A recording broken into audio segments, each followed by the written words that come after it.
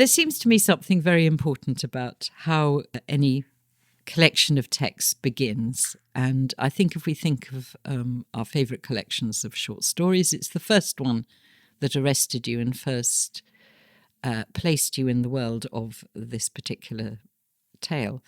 The first poem in a collection tends to be very important to us.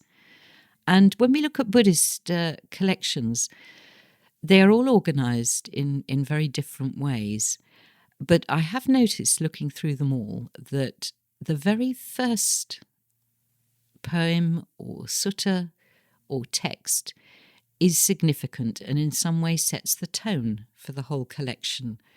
So whatever organising principle they use for collecting all the material for a particular collection together, we see in that very first one something of the quality of the text as a whole. So I'm thinking of the verses composed by the early monks. The first one is about a monk who's stuck in the middle of the rain on a hill, and he says, "You carry on raining, rain god, it doesn't matter, I am free."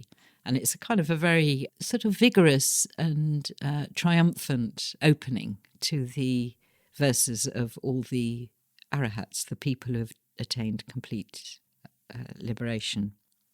The first verse of the female arahats is just very different. She uses a domestic image and says, "Oh, I've cooked up all my defilements, they're all cooked away, and now I can sleep very happily in the robes I've made for myself." So it's kind of a different quality to the poetry, as indeed the poems are slightly different, expressing freedom in a slightly different way.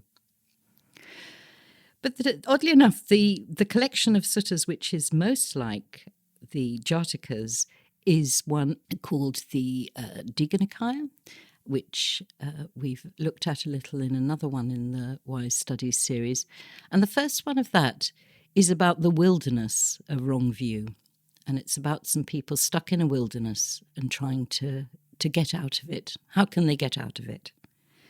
So this story also concerns a wilderness, and it describes the Buddha teaching to 500 people who've been lost in a wilderness how to find the way to freedom.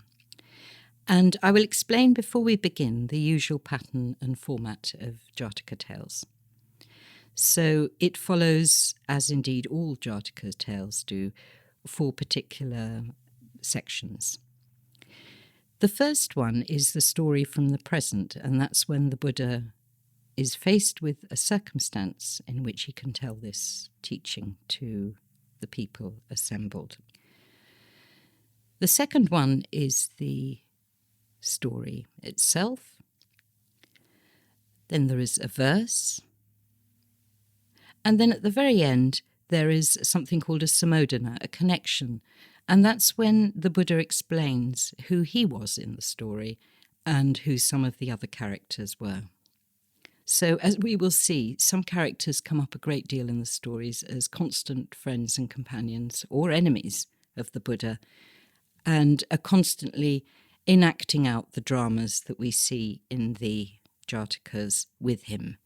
They are his friends on his great path, and they too make vows which will bring them to awakening when they become the assembly and the disciples of the Buddha in his final lifetime.